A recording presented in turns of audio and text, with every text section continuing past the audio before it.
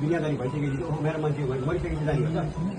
तपाईँको घरमा एउटा कुखुरा हराउँदा पनि कस्तो भएको छ 4 बजे के गर्छ मान्छे लिएर आउनु भएको थियो 4 दिन लगा रात दिन मिलाएको अनि यहाँ गुजरातमा ल्याएर रक्सी खानेर त्यसरी गर्नुहुन्छ। अनि तपाईँको यहाँ पुलिस स्टेसनमा सिसिटिभी क्यामेरामा छ रक्सी खाएर लडेको छ।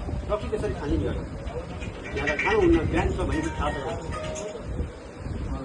अनि मलाई नि सोध्नु अब उहाँसँगै आउनुभएका नेपालबाट जसले उहाँलाई म तपाईँलाई जब लगाइदिन्छु भनेर सँगै उहाँलाई लिएर आउनुभएका उहाँको जेठान पर्नुभयो जुन जेठान हुनुहुन्छ हजुरको शुभ नाम छ बाबुराम नेपाली।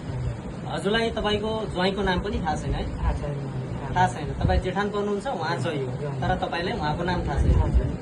तपाईँ सँगै हिँड्नुभयो ठिक छ पहिले थाहा थिएन सँगै हिँड्दा पनि तपाईँले के भनेर बोलायो तपाईँले नाम याद आएन तपाईँलाई एकचोटि पनि? मैले ज्वाइँ भनेर बोलाएँ नाम के हो भनेर ज्वाइँको नाम थाहा भयो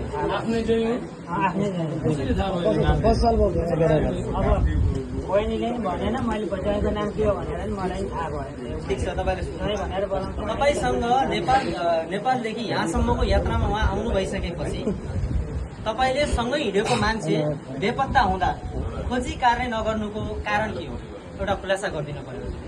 अब एक त भयो हामी रेलवे स्टेसनमा बेलुकाको 6 बजीतिर झार्दियो हामीलाई। झारेपछि हामीले चाहिँ आएर चाहिँ नास्ता गरिदियो बिरयानी चिकन खाइयो चिकन राइस खाइयो। आएपछि एउटा कोत्री हले खानुभयो मैले ल्याएर दिएँ हो अनि एउटा कोत्री हले खानुभयो।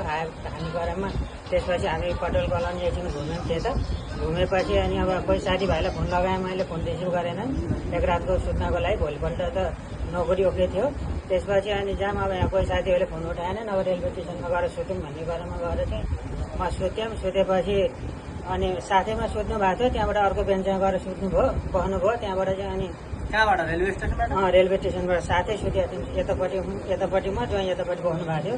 त्यसपछि अलिक अर्को बेन्चमा जानुभयो। त्यसपछि चाहिँ अनि त्यहाँ गएको मैले देखाएको छु त्यहाँबाट कपडा लगाउनु भएको छ उहाँले हाफभाउले स्वेटर लगाउनु भएको एउटा अर्को हाफभाउले पनि लगाउनु भएको त्यो मैले याद गरेर चाहिँ देखाएको छु।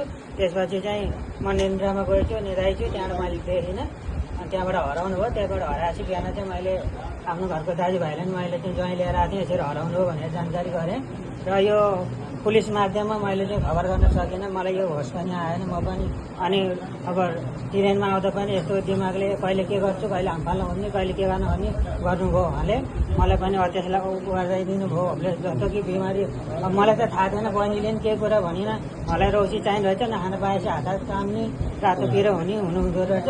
त्यसपछि बहिनीले पनि बताएन अनि अब मलाई हको घर आमा बुवाले पनि बताउनु भएन सल्लाह गरेर ल्याऊ। मैले त हको आमा बुवा सानी मम्मी सानी मैले सल्लाह गरेर ल्याउने क्रममा मलाई हको पानी यस्तो छ भन्ने थाहा थिएन। बिचमा आएर यस्तो भयो यो भयो यही हो सर। अनि 1 गते म नोकरी सिक्का लाग्न गएँ त्यहाँबाट 2 गते आफ्नै मामला आएपछि मैले अनि मिडिया मार्फत जानकारी गरेर बहिनीले जानकारी गरेको छ। नेपाली सेवा समाज के भन्न चाहन्छ भनेपछि निर्दोष छ भनेपछि बाबुलाई पनि केही नहोस्। निर्दोष मान्छेलाई दोषी हो भनेर हामीले त्यस्तो पनि नगरौँ। दोषी हो भनेपछि यिनीहरूले आफैले पनि कबुल गरेर दोषी हो भनेपछि दोषीको के कारण बताउनु पनि उहाँलाई आग्रह गर्छु। उहाँले पनि नदेखेको कुरालाई यही हो भन्ने कन्फर्म कस्तो किसिमले कोही बाटो नभएर कोही सत्य तथ्यको जानकारी नभएर दोषी लगाउनु पनि पाइँदैन दोषी छैन भन्नु पनि पाइँदैन। हामीलाई त्यति थाहा छैन तर समाजको तर्फबाट सत्यको उजागर होस् दोषीलाई कारवाही होस् निर्दोषलाई सजा नहोस् यही न्याय मिलोस् यही हाम्रो नेपाली सेवा समाजको एक आग्रह अरे विचार छ। हाम्रो तर्फबाट हामीले उठाएको अलिकति फन्ड हामी दिन चाहन्छौँ।